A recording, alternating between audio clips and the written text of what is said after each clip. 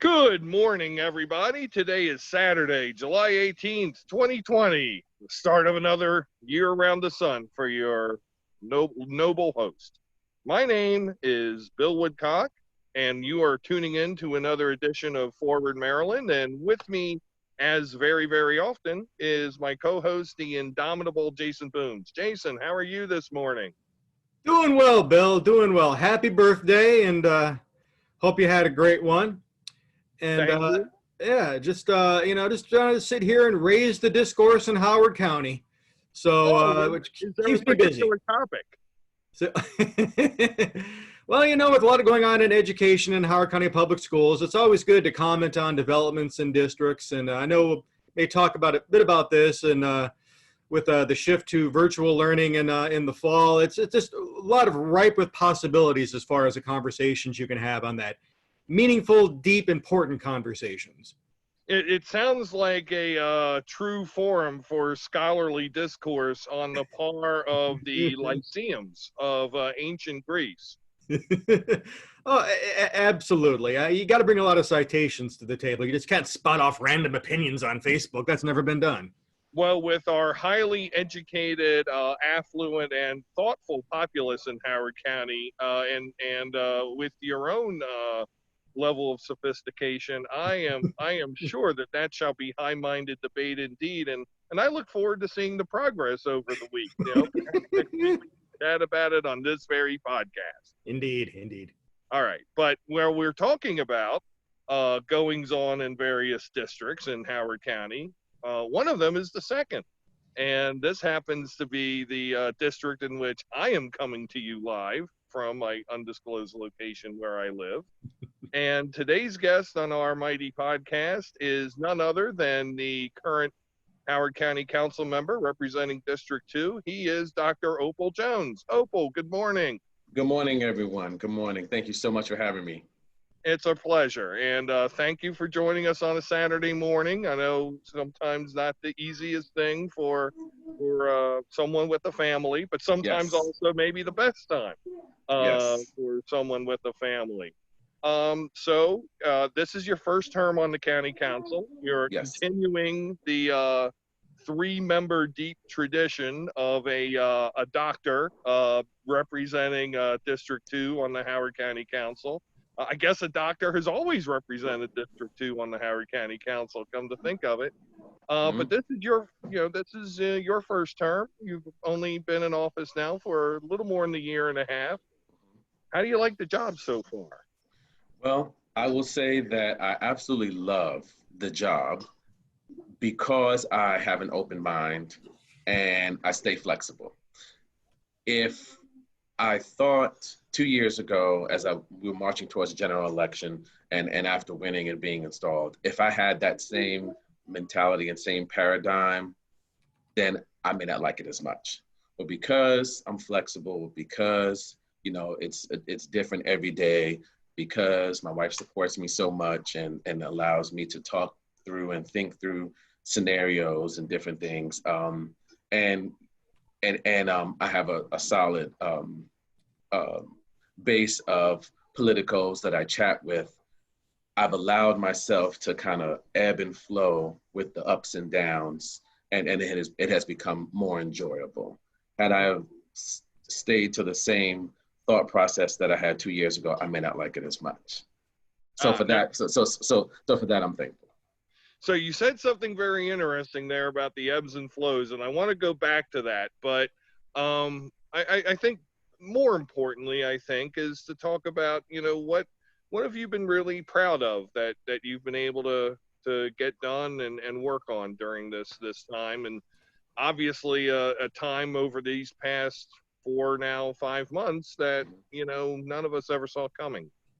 Yeah. So with respect to a couple of bills and different things we got going on in the office, while I'm super proud of those and my team has worked really hard on those, I got into this for the people. Like literally, I know it sounds cliche-ish, but the constituency service calls, the street light that's out over someone, or a street light that's been out for years, HOA, that miscommunication, things that are literally behind the scenes that no one's ever going to hear about. That's what I really, really, really am proud of. I have great staff who work really hard. I have some partners, if you will, in the state legislature and also in the county that could give tidbits of knowledge. You know, we all know the names, Guy Guzzoni, Calvin Ball. They've been around since the 90s, 80s, and can really, Frank Turner, Vernon Gray, they can really impose wisdom and help me navigate through some things instead of reinventing the wheel on, you know, giving DPZ a call or giving DILP a call to say, hey, can you help out someone on this street in Long Reach or Oakland Mills? So that's what I'm really, really proud of. And the constituents, you know, if they voted for me or not, I'm really proud to serve them all. Mm-hmm. That's outstanding. So I know Jason is chomping at the bit to ask some questions, but I'm gonna ask one more. Okay, but before you do, I don't want to forget that about the bills that I'm proud of, but I'll come back to it. No, go ahead. Go ahead. I'm sorry. Go ahead. Okay. Oh, that's okay. That's okay. So I'm really, really happy that the resolution passed, even though there was some drama involved. The resolution passed to encourage the Board of Education to consider farms and SES data in their redistricting. Mm-hmm. Some may call it a nothing burger because it's not law. The fact that it played out publicly and people were able to have certain conversations in public, I think helped in some way. And I'm happy to see the Board of Education and the superintendent do the good work that they do. And ironically, with redistricting, it really doesn't matter right now what school you go to because the curriculum's all the same online. And I made a funny joke one time. I was talking to someone. I said, what if there was only one high school in Howard County, right?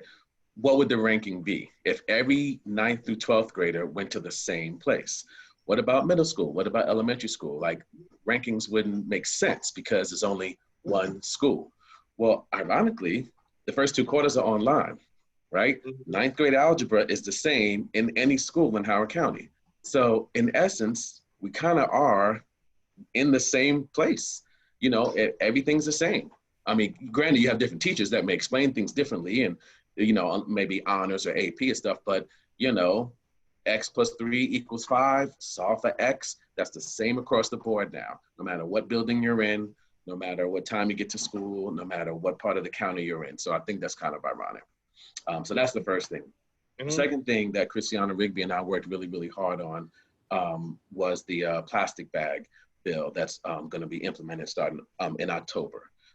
We are looking at some other things in the future. Obviously, with COVID-19, some things have been pushed off, and we talked about them last time with potentially straws or utensils or something. So that's a little bit down the line. But the fact that bill got passed, I'm definitely proud about there. That's outstanding. And I guess the last question I'm going to ask right now. You know, the Howard County Council went through a terrific culture change, at least to my mind. I mean, maybe you're going to tell me I'm wrong, and you might, but it was 100% turnover in 2018. And how has that felt? I mean, you mentioned about having people like Dr. Ball, Dr. Gray, around, and of course there are other former members of the council, Courtney Watson, Guy Gazzone among them. But of course, it's you guys who are doing the job now. And how has that transition worked for how is coming together as a group been working? So yes, it was ironic that all 5 of us were new. I think the newness has worn off. And now we are into the throes of what we do. I think, so going back about a year, not even a year and a half, kind of like a year, our first spring, when our first budget and everything, the chair at the time, Christiana Rigby, she did an amazing job navigating through that. She worked tirelessly, not only being a new council member and also trying to pass bills on our own, but to be the chair of the council with all of our different personalities and different things that we want to do. Again, I stay fluid, and I've been involved in organizations for quite some time, and I really, really like people, and I understand people. So, not being stuck in a way of, oh, this should happen, and more being flexible in certain standards. I think that it has allowed me to see things in a positive light. I think all in all, we're doing pretty good. It could have been worse, I'll say, but I think all in all, as a council, we're doing okay. I mean, different people have different mandates and they have different constituents. We all have different constituents, given our districts, but all in all, I think we're doing pretty good. Jason.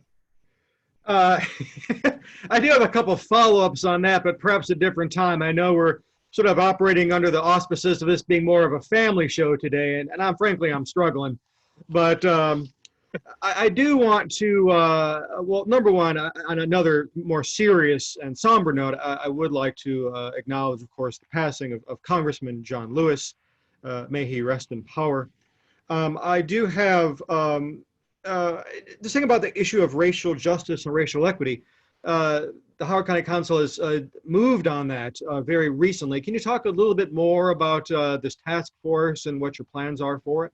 Oh yeah. So that we haven't filed the bill yet, but we are working through talking to different organizations.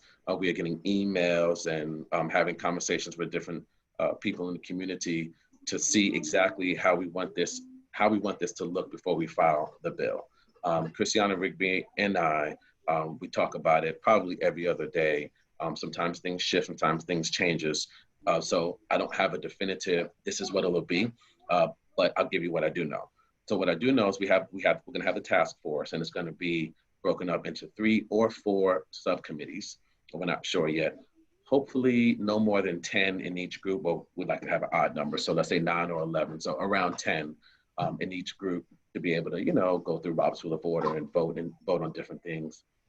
Come up with do their research, come up with their report, have it funnel up to a bigger report very expeditiously. And when I say expeditiously, I'm looking at no more than a year.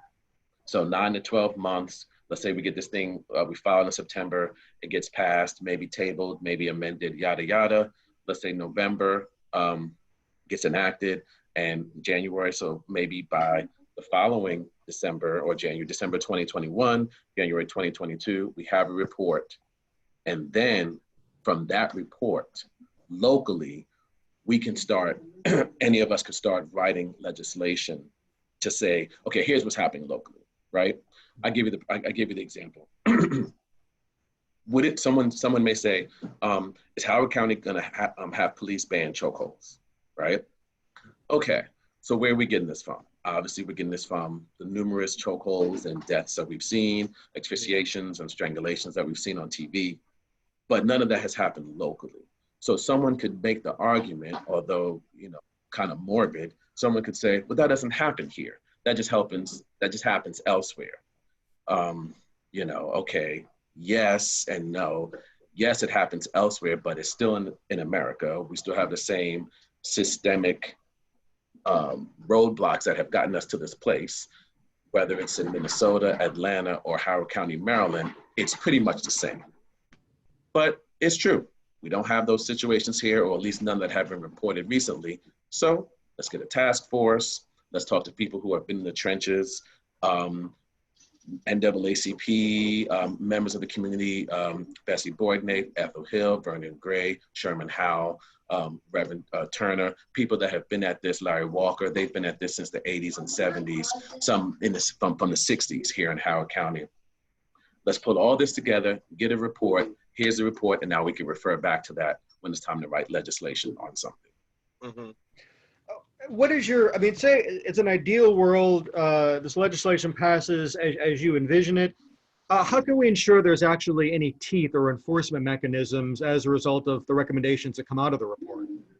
Yeah, that's just going to be in the workings of the legislation that comes after. Yeah, So the bills that come after, the enforcement piece would have to be in it. And we're going to stay in touch with, we'll be staying in touch with the appropriate organizations. So whether it be police and fire, whether it's, DPZ or working in partnership with Dr. Moderano, we'll just make sure that that enforceable piece is there, right? If we're looking at promotions within HCPSS, promotions within fire, business contracts going to 10, 15, 20% minority owned, those type of things, we're just going to have to really, really hunker down on the numbers, make sure those thresholds are there, the percentages and everything, and hold each other accountable. And that's the only thing we can do. Actually, I had a conversation with someone on this very issue yesterday, and we talked about the possibility of an agency that would be sort of tasked with ensuring that there was a focus on diversity, equity, and inclusion issues, and having a formal office related to that. Would something like that help ensure that there's a greater level of compliance to any legislation that may derive based from the task force? Do you see that as something essential in terms of carrying out the execution or mandate? I know we're a couple of steps away, but I'm just trying to get a sense if you think such an office would help make this more of a reality, whether it's education, housing, just across the board. Yeah. So that's a good point. Right now, it's still so early. We're looking at all incomers, all incomers with respect to an organization. Anybody who has emailed, text, Facebook message and say, I want to be a part. We are in the process of reaching out to say, okay, what could you bring? We're going to have we're going to have some appointments to the task force, and then some, I believe, we may have an application process. Mm-hmm. We haven't quite worked all of that out yet. Again, we're about to go in and reset. We're finishing up some things. We've got some things happening with zoning, and we're going into recess. But keeping all of this in mind, we're working through how it's going to look. So right now, we're looking at all incomers, any office, any group, or citizen that wants to be a part. We're trying to find a way for inclusion for everybody. Sure. And just one related question before I shift focus. In terms of the communications piece to this, once there's the task force and once are there any, I mean, again, it's very early, I understand this is embryonic, but are there any ideas as far as communicating the findings to the community and the ideal mechanisms for doing so? Yeah, that's a really good point. Oftentimes we do things in county government or in county council, county executive, and if you don't go to the website or if you're not on Facebook that day, you may miss it, right? I think that a coordinated campaign within our offices, Council Member Rigby and our offices getting the message out, continuing to talk about it once everything is good to go, and hopefully legislation passes and everything, and we start working on it, and we just have a constant flow of this is what we're doing, this is what's going on. And social media right now is one of the better ways to do that. It's not the only way. So we'll continue to have discussions with churches, continue to have discussions with certain groups about what's happening, and updates along the way. And hopefully they'll pass that word around. Sure.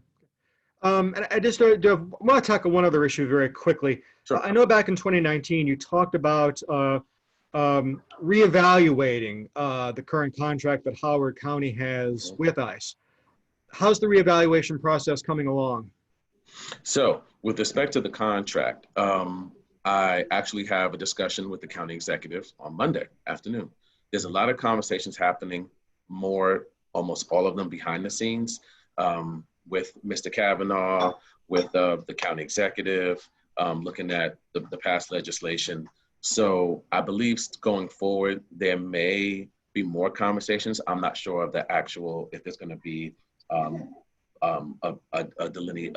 if there's going to be eradication of that legislation, if there's going to be legislation to change a contract, that I'm not sure about. There's different ideas on the council right now.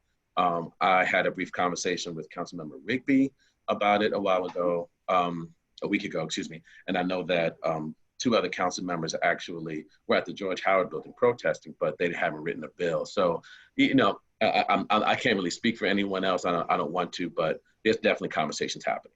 Well, let's talk about conversations for a second. My apologies, Bill. You're driving to the place exactly where I'm sitting right now.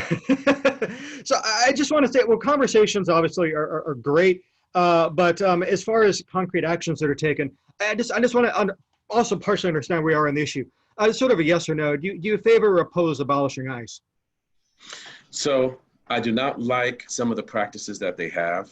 However, I will say that if there are ICE detainees that should be detained, where they're detained has shifted my mindset on what happens here locally. For example, do I want to get rid of do I think we should get rid of the the detention center for ICE here in Howard County? Yes, I would like to see that go away. But I would not like to see it go away if it means that someone who's detained by ICE now is 2, 4, 6 hours away, and their family member who lives here in Howard County can't see them. Or I say, okay, Mr. Kavanaugh has a system where they're getting tested for COVID. The treatment is fair because we hold them accountable. There's no craziness going on. As morbid as it may sound, maybe it's better for it to be here locally with the numbers that we have versus Hagerstown, Pennsylvania, Eastern Shore, wherever. So I go back and forth with this. I hate the fact that we even have the detention center, but if there are those detained by ICE, then in some instances, it may be better that then they're closer to their family and friends here or their lawyer than hours and hours away. It would be great if we didn't have a need for ICE holistically, like federally. Well, I mean, I would make the argument that ICE has been definitely perverted from its original intent, which was following 9/11 and Right, designing right. it more of a terrorist-oriented agency. It is unfortunate we are in the human misery industry here. I do understand the humanitarian concerns that have been expressed as to why it might be better for such folks to be in Howard County as opposed to other jurisdictions where they perhaps might be less of a concern for their well-being. But nonetheless, I am at least encouraged to hear that there might be some movement on this, given the fact that it is a pressing human rights issue. And you know, again, Howard County's relationship for this. Well, it's not. It's not a moment of pride for our county to be involved in this. So hopefully there will be some movement forward that still protects the rights of those that are detained. Exactly. And I guess so. My question is, that's where I come back in, because I'm curious about the cousin of the relationship with ICE legislation in the county, which is something that I remember. I think all four of the now elected Democrats on the council supported in the election, which was a reintroduction of a CB9 like bill. You know, which for those in viewer and listener land was to make Howard County a sanctuary county, and you know, to assert that the county would not be cooperating with federal agents on enforcement issues in the county. Is that also something that's being picked up off the table? And you know, I don't want to spill any inside beans since you're talking with the county executive on Monday, but that certainly is an issue near and dear to my heart. Yes, so I was definitely vocal about it during the campaign, and I would say that others were as well. Soon after we got elected, maybe not soon after, sometime thereafter, doing an internal poll, I can say, and I won't say who, I can say that the 4 Democrats that once spoke favorably of it, that number is not 4 anymore. So I'll let you infer and maybe what that exactly means, but I'm not really of the ilk of filing a bill if I'm the only one or only 2 that can make it work. I'm hoping that the number can be 4 or 3, because I don't believe the county executive would veto it, because remember, CB9 did pass 3-2, and it was vetoed by the previous county executive. To we saw what happened with CR 112, which was the resolution for, that I mentioned earlier, to look at farms and SES data in redistricting. We saw what happened with that. I think whether a new CB9 would be better or worse, that doesn't really matter to me. I just want to be in a space where I'm more comfortable with a bill passing. And I can't comfortably say that it would get 3 votes right now. and that I guess is, you know, Jason alluded to a family show this morning, and you know, Opal, I know you have to work with everybody. But I'm just going to share my observation of how I see sometimes things going on here. Um, I think we in this county are at risk of blowing a tremendous opportunity to do so much good. I understand that there are some very stark differences of opinion on important issues like development and the impact thereof. You know, the relationship, you know, with the county council and the board of education, which itself has had this insane revolving door, not just on the board level, but on the staff level over the past few years. I mean, people think that because Dr. M has been in power for a few years that it's stable there. I don't believe that. Um, and, you know, if there's one thing I'm learning about the beloved county of my birth, well, home, I should say, I was born in Baltimore. But we are making passive aggression a true art form in Howard County. And, you know, it kills me that there are just seem to be some people who just don't say what they want to say. Um, and I'll bring up couple cases in point. You know, I mean, you very well know, you and I had talked about this offline.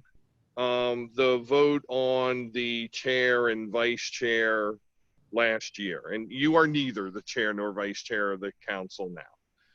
And, you know, there were people who were, you know, on all of our side of the fence, on our which is the left side, as people couldn't figure out by now, who were saying that certain council members were acting with bias and prejudice towards you, and went so far as to use the R word.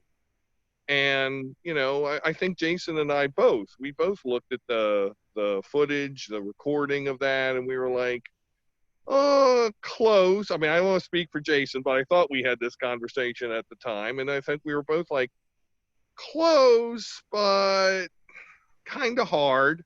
And, you know, those folks all have to work together, so close, but not sure.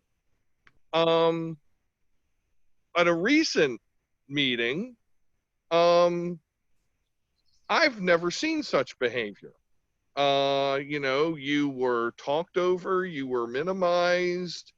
Um, and again, I don't think Howard County elects racists. We don't have a Kirby DeLauder in Frederick or that crazy Perutka dude in Anne Arundel County who was part of the Southern Party who got voted out recently. I don't think Howard County elects racists. So I'm not, you know, I don't think any members of the Howard County Council are racist. But I do think that there's some really bizarre behavior going on. And again, if these are differences over development, or for that matter, if there are going to be instances about my next issue, which is on a much lighter note, the bag fee, hell, just say so. But to, you know, to couch, you know, parliamentary procedure and protocol in terms that are just ways that are biased or slanted against another member of the council, I just think it's astounding. And so what I fear here is that you have a council that's very much like the council that we had, almost a three-party council. You know, where there was Terraza and Ball, and then there was Siggety and Weinstein, and then there was Fox. I can see almost that exact same breakdown, ironically, from the representatives from the same districts. And I think as Democrats, I think that we risk, without the ability to act as one, you know, I mean, there's a famous saying about a house divided. And, you know, that's kind of where I see things. And I don't know how you want to comment on that. I don't know if you want to comment on that. I can't blame you for not wanting to. But it's just how I perceive things. So I'll just stay very high level, if you don't mind. um, you made a very good point. You said you don't believe Howard County elects racists. While I would like to agree with you, I think what needs to happen before that statement is how do you use power, or how do you use privilege in a racist way, right? Mm-hmm. That goes to a whole, I mean, we would need dozens of hours and many more shows to get into that discussion. Right. And so I'll just leave that there. And then the second thing I want to say is, I found myself in conversations with people, or reading things online. Bakari, I can't remember his name. Yes, Sellers, thank you. He makes this point all the time. Can you be 100% innately not, no ill will toward anyone, no hatred toward anyone, everyone is good, everyone is love, and still do something racist, right? So because a lot of people they hear the R word, they're like, oh, I'm not a racist. I don't have a racist bone in my body. I would never, right? Right. The question is, can an action, given your privilege or power, be racist by definition, even though you yourself may not intend that to be? Mm-hmm.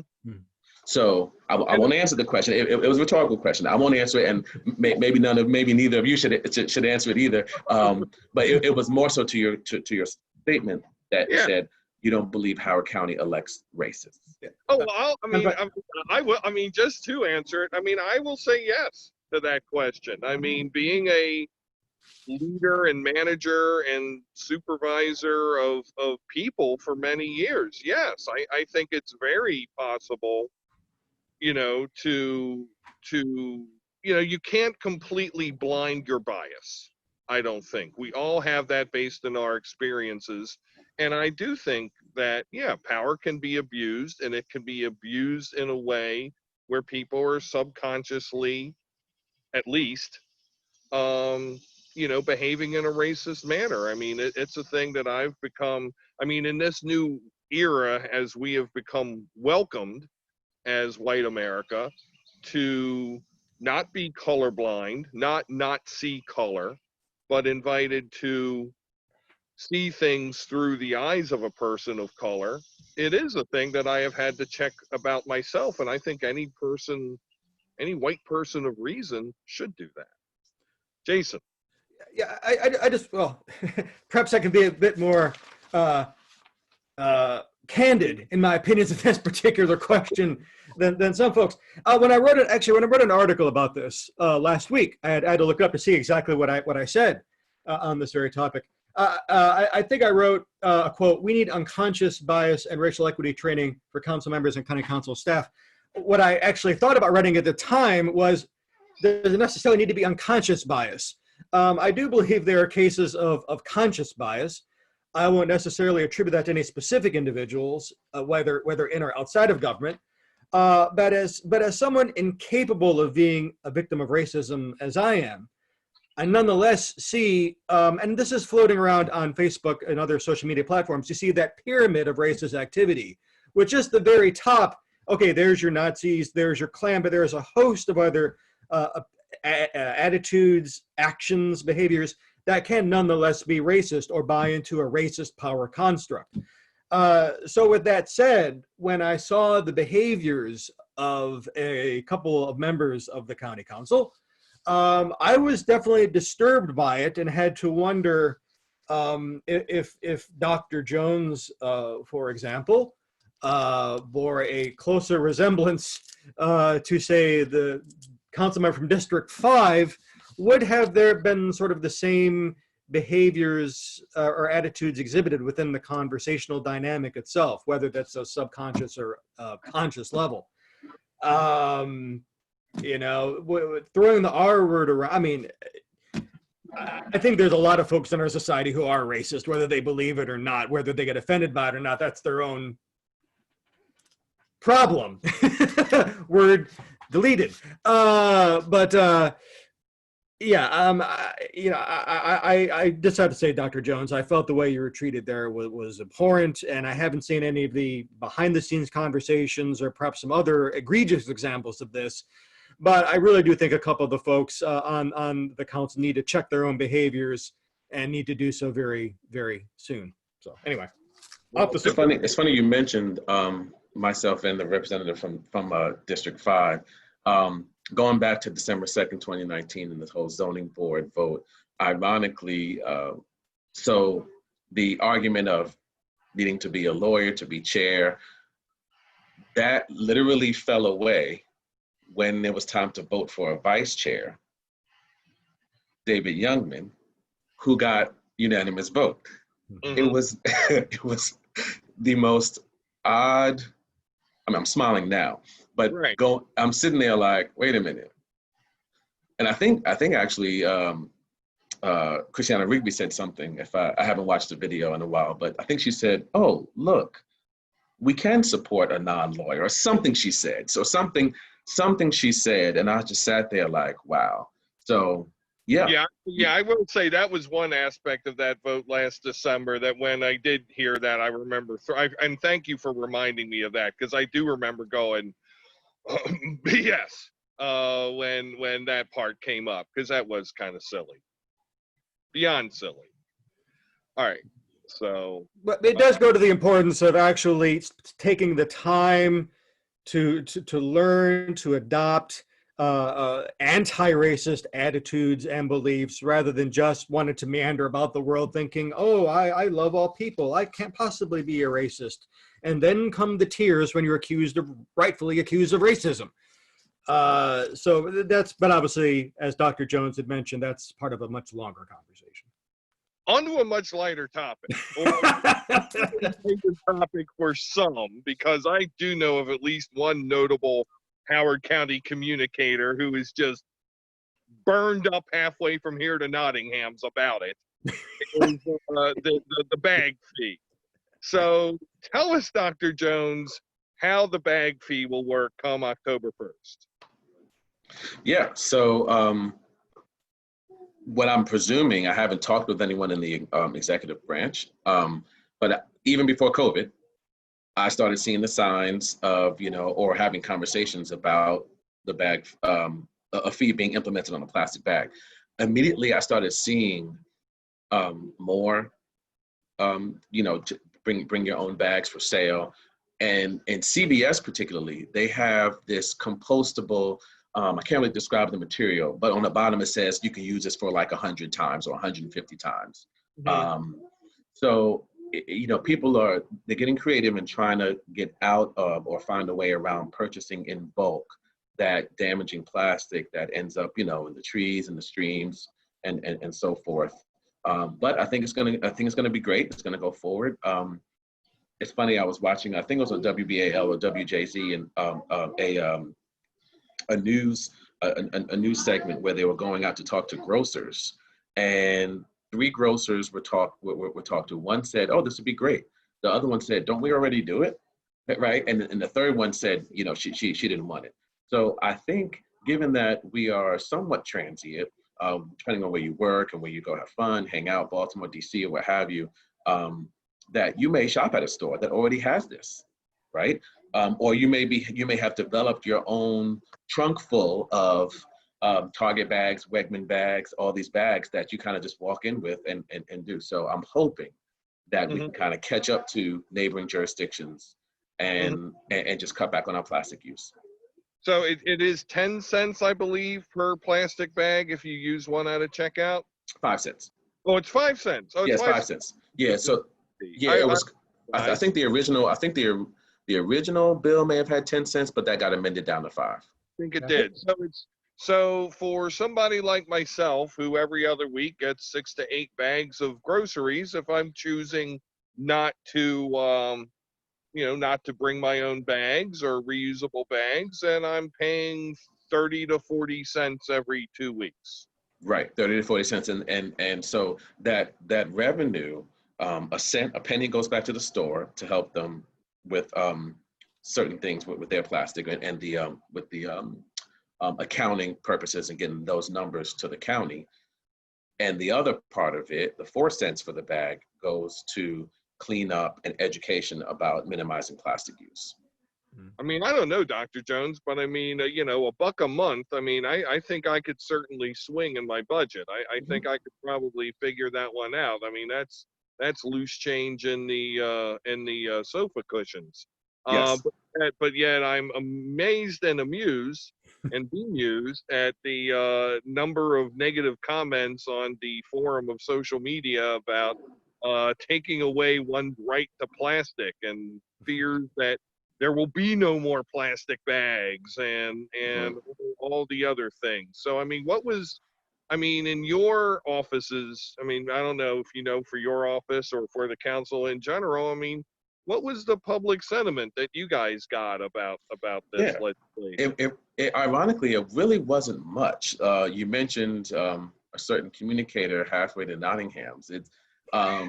This person was probably the most vocal of all Howard County citizens. I mean, we got a few emails and we got some negative emails and Facebook posts as anything else. But I mean, come on, I go back to when smoking was first taken out of the restaurants. You know, I remember going to a restaurant, you know, how many is in your party? Oh, 4, okay, smoking or non-smoking. That was just the first 2 questions you always got. And then I remember when that was happening where, you know, and I remember the restaurant industry and everyone, oh, I'm taking away my right. No, secondhand smoke is dangerous. No matter how close you are, far away, I don't want to be in the building enjoying my burger, fries, salad, what have you, and get a whiff or you may not be able to smell it of secondhand smoke. I may not want that. Now, if someone's a smoker or maybe used to smoke, they may say, oh, I don't mind. But the point is, no one's taking away your right to smoke.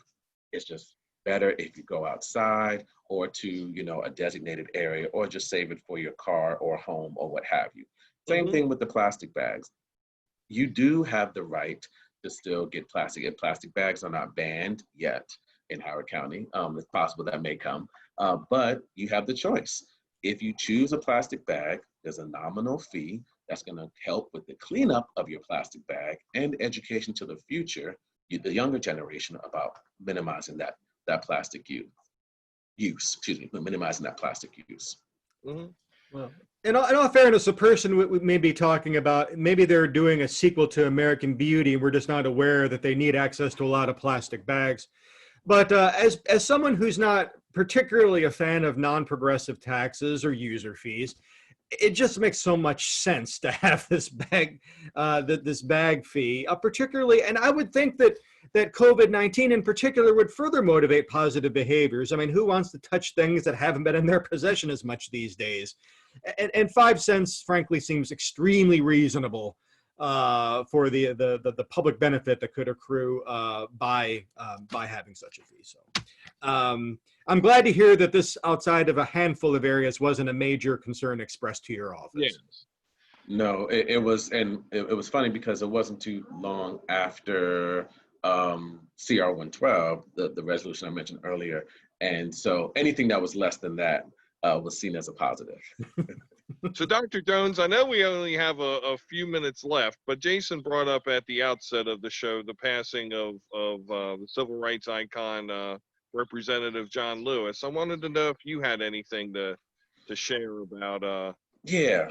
So I do. Ironically, I saw so many pictures and so many different Facebook pictures recently with pictures of him and Elijah Cummings.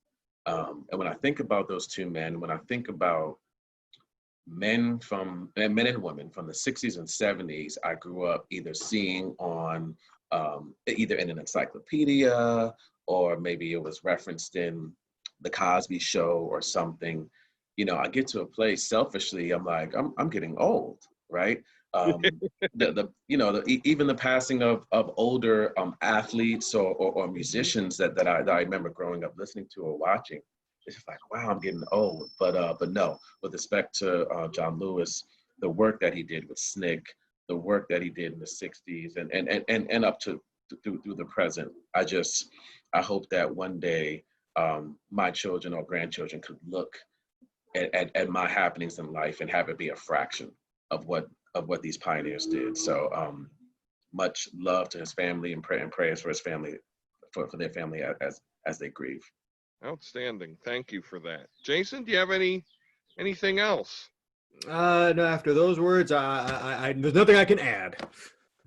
Dr. Jones is, that now is the time that we do shameless self-promotion. So is there anything that you want to brag about that's going on in your life? Oh, Or in the world of Councilman Jones, any things? Normally I would announce events, but we're not doing events. yeah, So. yeah, I know, right? I know. It's kind of odd not to just, I mean, the number of events that we would go to, the dinners, the functions. I mean, yeah, you're absolutely right. Selfishly, what's happening? Well, our oldest just got his permit. And I'm hoping that turns into a license pretty soon, so he can run to the grocery store and start doing things like that. So congratulations to him. Our little man are getting ready for kindergarten, as we mentioned before the show. So I'm happy about the decision that the Board of Education came to almost unanimously to keep us safe, to keep us home and keep us safe while we work this out. Internally in our office right now, I'm just focused on this racial equity task force, along with Councilmember Rigby, and making sure this thing is done right, effectively, expeditiously, and that it doesn't turn into a nothing burger or just some report that collects dust, as some think it's going to do. So that's what's happening. Well, so many, those are all great things. And so congratulations to your family on those achievements and milestones. That's terrific. Thank you. So many great things we talked about today. I really thank you. And my goodness, charter review, charter amendments, and and development, and all sorts of fun stuff we didn't even talk about. We didn't even get to wonderful charter review amendments. So we hope that you'll consider coming back on the show, and always just let me know. Just let me know. Time. Absolutely. Jason, right. anything in closing? Bill, I've got nothing in closing. You're not going to spend the hottest days of the year responding to comments on your blog post, are you? No, well, look, if you don't, I have nothing to read. I mean, I look for these things. It's so funny. 2 years ago, before I was an elected official, I would be liking this and commenting on that, and or a smiley face, and I can't do that now. But trust and believe, I see them. See them. Well, Jason is now in hot debate with a woman whose profile picture is a Snapchat filter of a teddy bear. So, once again, Jason is annoying the furry community. Uh-oh. This is his want. As I am known to do. Well, fortunately, I will be going to, anyone who wants to debate me, they can find me at Second Edition Books, where I'll be looking for some secondhand Weezer CDs. So, Excellent. Well, thank you both for having me. I really appreciate it. Dr. Jones, this has been a pleasure. And for Jason Booms, my name is Bill Woodcock, and you have been watching or listening to another edition of Forward Maryland. We will come at you next week. Take care, everybody. Have a great weekend. Bye now.